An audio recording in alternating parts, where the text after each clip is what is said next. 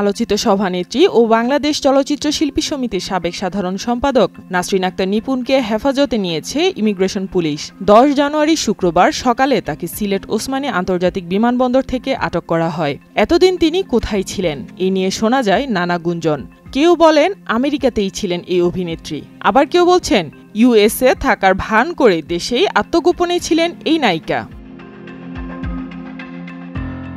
শেখ হাসিনার আমলে এফডিসিতে একচ্ছত্র প্রভাব ছিল নিপুণের। গত কয়েক বছরে অভিনয়ের চেয়ে সিনেমার বাইরের কাজ নিয়ে শিরোনাম হয়েছেন বারবার। 2022 চলচ্চিত্র সমিতির নির্বাচনে জায়েদ খানকে হটিয়ে সবাইকে অবাক করে দিয়ে হয়েছেন এফডিসির সাধারণ সম্পাদক। 2 বছরে তেমন কিছুই করতে না পারলেও 2024 নির্বাচনে হাড্ডাহাড্ডি লড়াই করে হেরে যান ডিপজলের কাছে। নিপুণের এমন শক্ত অবস্থানের পিছনে ছিল রাঘব বোয়াল। বিষয়টি এতদিন পর্দার আড়ালে থাকলেও শেখ হাসিনা সরকারের পতনের পর বেরিয়ে আসছে থলের বিড়াল। নিপুণের পেছনে কে এই প্রভাবশালী রাজনৈতিক ব্যক্তিত্ব? শেখ ফজলুল করিম সেলিমের ছত্রছায়ায় নায়িকা নিপুণ হয়ে উঠেছেন অপ্রতিরোধ্য, এমন অভিযোগ নিপুণের বিরুদ্ধে। বিষয়টি ফিল্ম ইন্ডাস্ট্রিতে ছিল ওপেন সিক্রেট।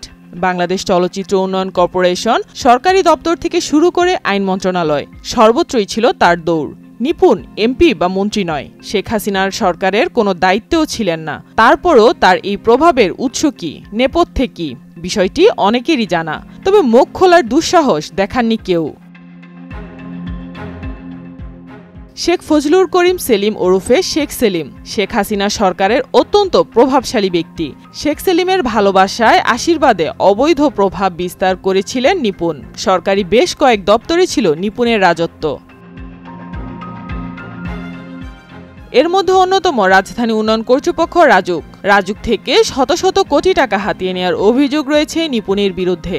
নিপুণ সিন্ডিকেটের অন্যতম সদস্য রাজুকের উচ্চমান সহকারী মাহবুব হোসেন, সিবিএ নেতা।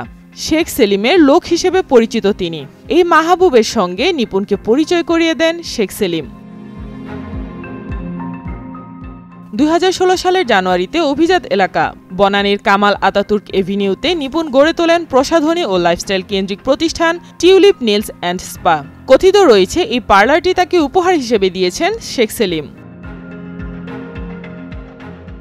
2022 সালের 28 জানুয়ারির বাংলাদেশ চলচ্চিত্র শিল্পী সমিতির নির্বাচনে চিত্রনায়ক জায়েদ খানের কাছে সাধারণ সম্পাদক পদে হেরে যান নিপুণ। তারপর প্রভাব খাটিয়ে নানা খেলা দেখান তিনি। সর্বশেষ গত 28 জানুয়ারির নির্বাচনে খল অভিনেতা ডিপজলের কাছে পরাজিত হন নিপুণ। সেখানেও প্রভাব বিস্তারের চেষ্টা করেন এই নায়িকা।